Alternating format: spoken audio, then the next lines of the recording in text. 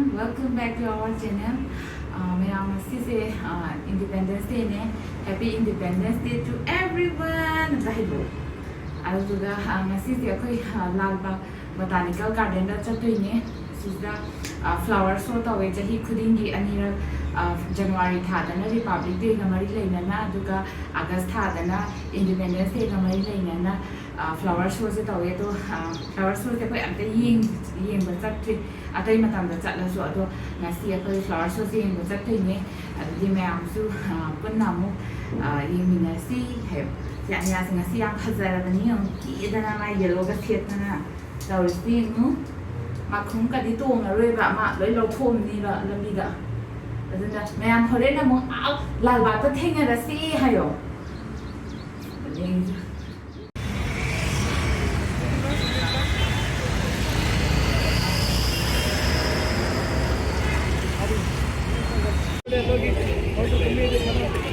ticket mo mang kak to ne si yoga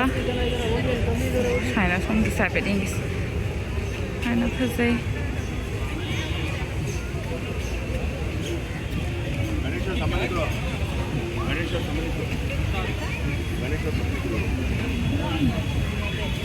นี่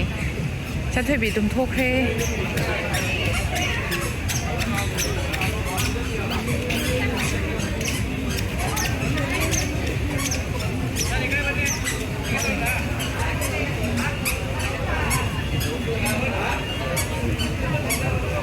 ไม่ flower so di glass house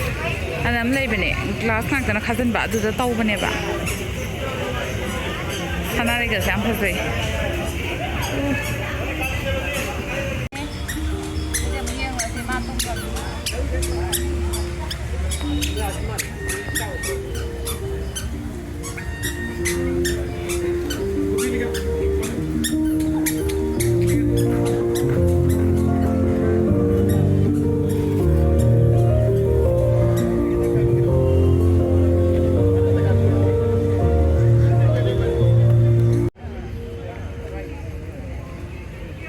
วิวสิดีฟาซาเร่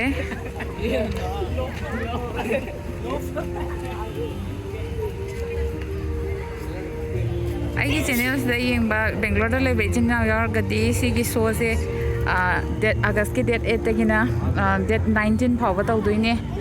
อะโดติเกตที่มวย80 rupees per adult เนี่ยดูว่า children กินะ30เนี่ยอะโด10 years below ตาดีมวยฟรีเนี่ยให้อะดูว่าschool की uniform तो लाख पर student और सो मोया तो सब free है student में हम ले रहे uniform set पर मोय free थे लोयो रमने कुछ uniform set ला लाऊंगा तो free होए ना हाँ इसा से भी थे kindergarten के dress and session भी रहा मास student माँ दी तुम free नहीं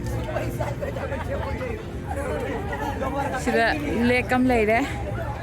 लाल बाग लेकเล็กสิดาให้เพชรเยี่ยม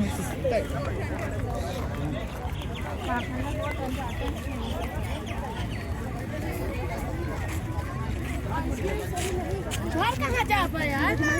हम ऐसे निकलेอาซาพอดีมันทำมันจะเลยเอาคุยสอยที่ยิงสิเสียมีใจยาวตัวบิด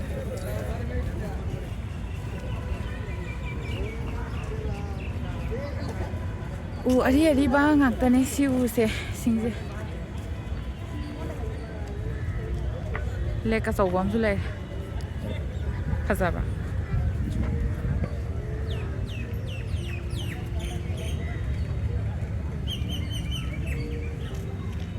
mui di boting di ya da mali ko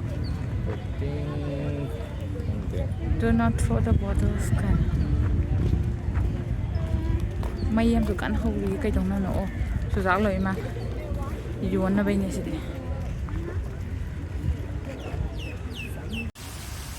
มายามอันนี้ตุ้มบ้าเขาก็เลยที่จริงๆมันถ้าจะยิงอ่ะเดี๋ยวมันถ้าจะรำดองมันตัวสิ่งที่เยอะได้ยิงมันตัวมาตุ้มเขาก็รับกันไง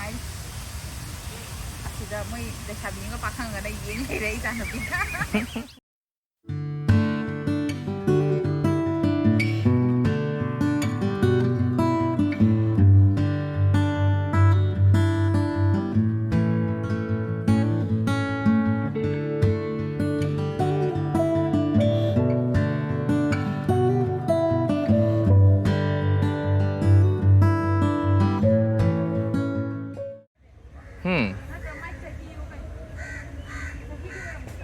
ꯆꯍꯤꯁꯨ ꯑꯣꯏꯔꯝꯕ ꯌꯥꯏ ꯀꯩ 2560ꯗ ꯑꯣꯏꯔꯝꯗꯧꯗꯤ ꯑꯗꯨꯗꯤ ꯅꯝꯕꯔ ꯑꯣꯏꯔꯝꯅꯤ ꯃꯥꯒꯤ ꯎꯒꯤ ꯃꯁꯤꯡꯒꯤ ꯆꯥꯎꯗꯤ ꯆꯥꯎꯔꯦ ꯎꯁꯦ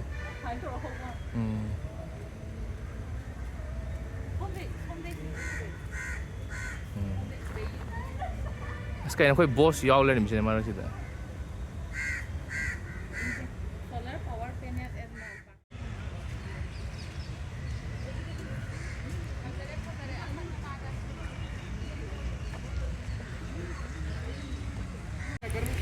ꯀꯩꯅꯣ ꯁꯤ ꯎꯁꯤꯗꯤ ꯑꯩꯗꯤ ꯎ ꯁꯞꯄꯣꯔꯠ ꯀꯩꯅꯣꯅ ꯋꯥꯅꯒ ꯁꯞꯄꯣꯔꯠ ꯄꯤꯕꯣꯏ ꯈꯜꯂꯨꯔꯦ ꯄꯥꯝꯕꯤꯁꯦ ꯑꯗꯨ ꯑꯣꯏꯔꯝꯗ꯭ꯔꯦ ꯃꯁꯥꯒꯤ ꯑꯣꯔꯤꯖꯤꯅꯦꯜ ꯑꯣꯏ ꯂꯩꯔꯝꯃꯦ ꯃꯌꯥꯝ ꯈꯪꯉꯗꯤ ꯁꯤꯒꯤ ꯃꯃꯤꯡꯁꯦ ꯎ ꯄꯥꯝꯕꯤꯁꯦ ꯀꯃꯦꯟꯇ ꯗ꯭ꯔꯣꯞ ꯇꯧꯕꯤꯔꯝꯃꯣ ꯅꯣꯛꯅꯤꯡꯗ꯭ꯔꯥ ꯁꯤꯁꯤꯗ ꯃꯤꯅꯒ ꯍꯥꯏꯐꯦꯠ ꯌꯦꯡꯕꯗ ꯀꯩꯅꯣ ꯃꯥꯜꯂꯦ ꯍꯥꯏꯕ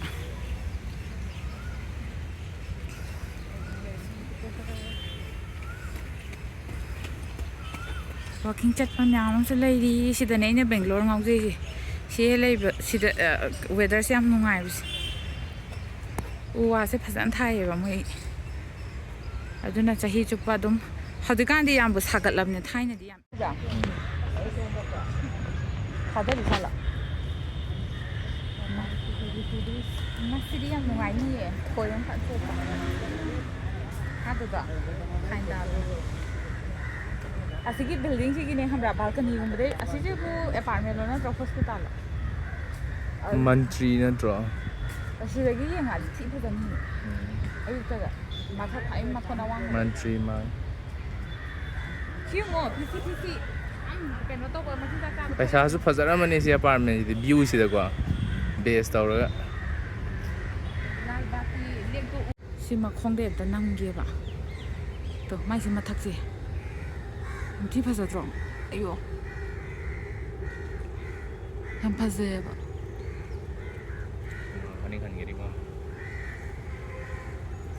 ꯑꯗꯣ ꯁꯤ ꯇꯥꯔꯛꯄꯁꯤꯅ ꯏꯁꯤꯡꯗꯒ ꯇꯥꯏꯌꯦꯕ ꯃꯥꯅ ꯃꯩ ꯃꯅꯥꯁꯤꯅ ꯏꯁꯤꯡꯗꯒ ꯇꯥꯏ ꯎꯗꯦ ꯁꯤ ꯂꯩ ꯍꯩꯀꯨ ꯆꯔꯣꯡ ꯆꯔꯣꯡ ꯄꯥꯜꯂꯤꯁꯤ ꯎꯗ꯭ꯔꯣ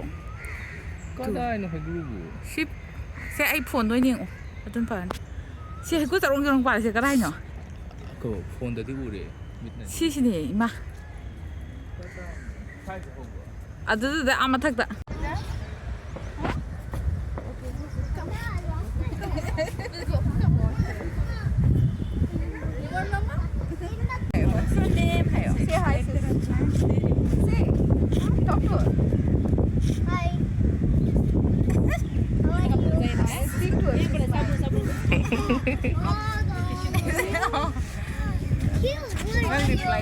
I'm fine here.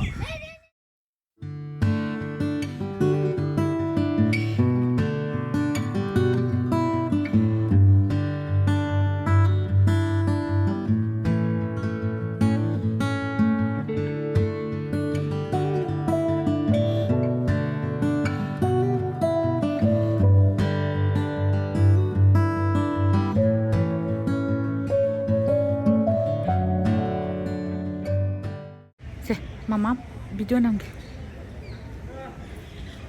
ꯌꯥꯝ ꯆꯥꯎꯋꯦ ꯑꯩꯈꯣꯏꯁꯨ ꯉꯁꯥꯏꯗꯩ ꯆꯠꯂꯛꯑꯁꯤꯅ ꯋꯥꯔꯦ ꯑꯗꯨꯕꯨ ꯋꯦꯗꯔꯁꯦ ꯌꯥꯝ ꯅꯨꯡꯉꯥꯏꯕꯒꯤ ꯀꯩꯅꯣ ꯇꯧꯗꯦ ꯑꯗꯨꯝ ꯋꯥꯕ ꯈꯪꯗꯦ ꯍꯥꯏꯗꯨꯅꯤ ꯑꯗꯣ ꯁꯨꯃꯥꯏꯅ ꯆꯠꯀꯦꯁꯨ ꯌꯥꯏꯑꯕ ꯃꯣꯏꯒꯤ ꯒꯥꯔꯤꯗ ꯇꯧꯔꯒ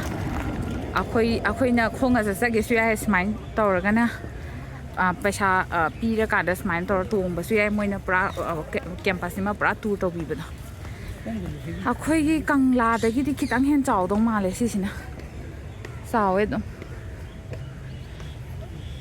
ꯚ꯭ꯌꯨꯁꯨ ꯐꯖꯩ ꯁꯤꯗ ꯐꯨꯗ ꯁ꯭ꯇꯣꯜ ꯃꯌꯥꯝ ꯂꯩꯔꯦ ꯀꯩ ꯌꯥꯎꯖꯥꯠꯅꯣ ꯍꯩ ꯁ꯭ꯇꯣꯜ ꯍꯥꯏꯇꯥꯔꯦ ꯄꯥꯏꯅꯦꯄꯜꯒ ꯂꯣꯏ ꯈꯣꯛꯇꯣꯛꯑ ꯂꯩꯌꯦ ꯊꯕꯤꯒ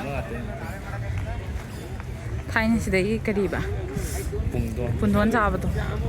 ꯍꯥꯎꯕꯅꯦ ꯃꯣꯏ ꯊꯨꯝ ꯃꯣꯔꯣꯛꯀ ꯃꯁꯂꯥꯒ ꯇꯧꯔ ꯂꯣꯏꯅ ꯁꯤ ꯄꯔꯦꯡꯁꯤꯅꯦ ꯌꯥꯝ ꯆꯤꯟꯗ꯭ꯔꯥ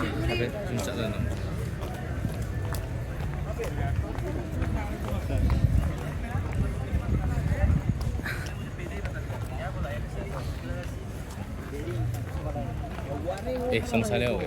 ꯌꯥꯎꯋꯦ ꯀꯩꯅꯣꯅꯦ ꯁꯤꯗꯤ ꯃꯣꯏꯒꯤ ꯇꯤꯜꯍꯧꯒꯤꯗꯨꯅꯦ ꯑꯁꯤ ꯆꯥꯅꯤꯡꯗꯦ ꯇꯤꯜꯍꯧꯁꯨ ꯍꯥꯎꯕꯅꯦ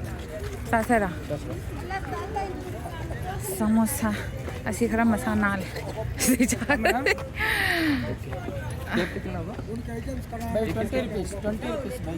ꯑꯃꯗ 20 ꯍꯥꯏꯈ꯭ರೆ दो चाहिए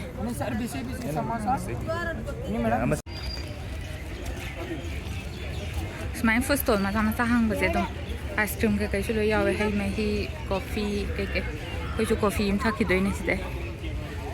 सुम नुंगाइने सिदे अमदे ब्लब चादबा मचेत मचेत किदं अस नंग एक्साइटेड ओइरा आई जान बिम द नम थोके से कदाइनो आई जान बिजे number यादरे मामाना E my Mama video namge kwa silai phazaba lai pambi imda lupa samni asise chrysanthemum da natra ayo hanging ga tor ma'am lai sisna moi gi lai yon phamai dare stall hang ni nga sigi phazai si yan bai sai pa mane balcony kaino mandra sai sha samaroi asi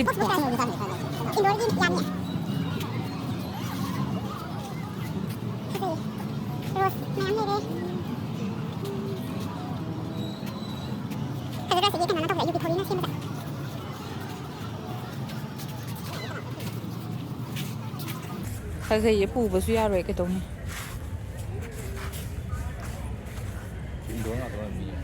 oiram khazai ne smaina awang ba sine impam ni si ma su si ju phazai si purple hai na tra purple si ju phazai adai tu ain ha ba do si gi kaino sa kaino dai semdok pa ya ba ne do mai myam pangchung da chong ba do adai di si ju phazai kaino man ba se si asingi leija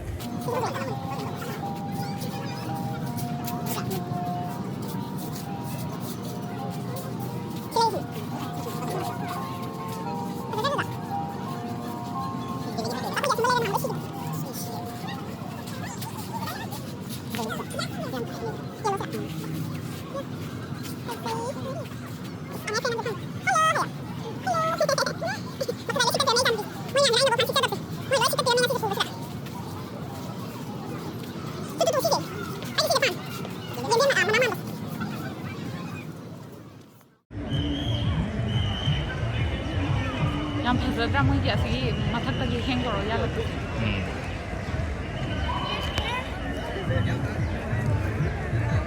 paket ai ka sigura ko na adune moi sari nai ni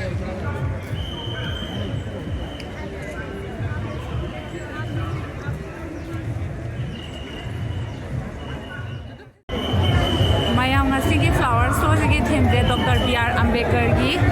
life and achievement the best of boy oi ba theme ne mi am tille du gi nei se lobong khangde camera ga se angang ga yaw ga de o malada somda ga krik krik krik inai ya ada sigi flower show sigi moina decorate tawri ba lai sing de 27 lakhs flower muk ne haiben ai bhajan lo ngam di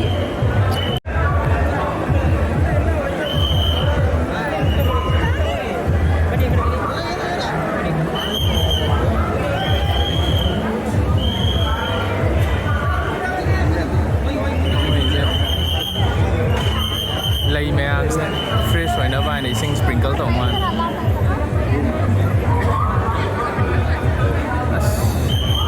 mi đi bán trên làm gì nữa hàng mà má mà bán đang ngày làm mẹ hồi thì trong cái phần tái này hàng mà má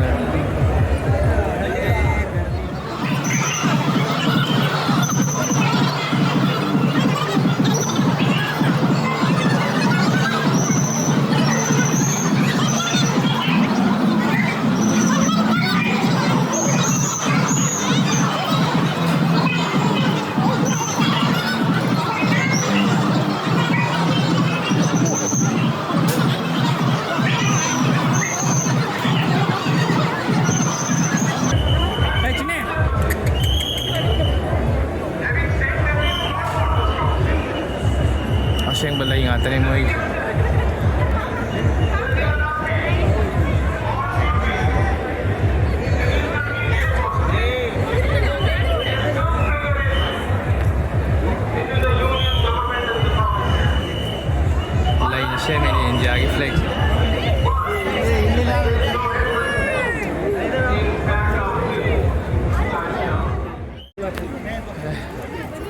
full round ꯎ ꯉꯝꯗ꯭ꯔꯦ ꯃꯣꯏ ꯃꯅꯨꯡꯒꯤꯁꯦ ꯃꯤ ꯈꯨꯆꯤꯟꯁꯦ ꯃꯃꯥꯒ ꯃꯆꯥꯒ ꯑꯃꯨꯛ ꯊꯤꯔꯨꯔꯁꯤ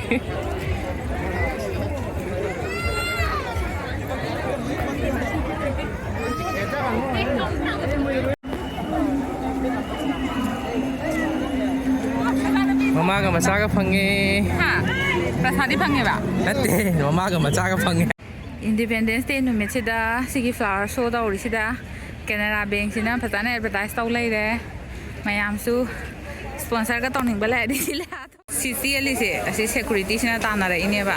ꯁꯤ ꯃꯅꯨꯡ ꯆꯪꯉ photo ꯅꯝꯃꯨꯕꯩ ꯁꯤ ꯅꯨꯄꯤꯁꯤꯁꯨ ꯁꯤ ꯅꯨꯄꯤꯁꯦ ꯃꯥ ꯊꯣꯛꯂꯛꯑꯦ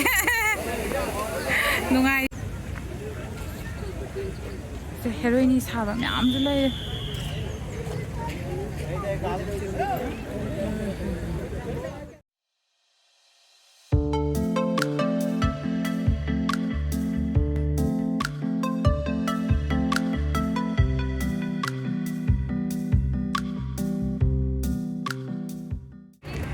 ꯑꯉꯥꯡ ꯅꯨꯄꯤ ꯃꯆꯥ ꯃꯌꯥꯝ ꯂꯥꯛꯑꯒ ꯐꯣꯇꯣꯒ ꯁꯦꯁꯟꯒ ꯇꯧꯔꯤ ꯑꯅꯤꯌꯥꯁꯨ ꯇꯨꯝꯈ꯭ꯔꯦ ꯑꯩꯈꯣꯏ ꯍꯁꯕꯦꯟꯅ ꯑꯥꯏꯁ ꯀ꯭ꯔꯤꯝ ꯂꯩꯕ ꯆꯠꯈ꯭ꯔꯦ ꯑꯩꯁꯦ ꯌꯥꯝ ꯐꯝꯅꯤꯡꯉꯦꯕ ꯑꯗꯨꯗꯣ ꯐꯝꯐꯝꯁꯦ ꯂꯩꯇꯦꯕ ꯁꯤ ꯑꯅꯤꯁꯤꯅ ꯍꯧꯒꯠꯈꯤꯕ ꯑꯣꯏꯇꯥꯔꯦ ꯁꯤꯁꯤꯗ ꯐꯝ ꯌꯥꯝꯅꯦꯕ ꯉꯥꯏꯕꯅꯦ ꯁꯪꯉꯤꯅꯦ ꯑꯩꯁꯦ ꯍꯧꯒꯠꯇꯦ ꯃꯣꯏꯁꯨ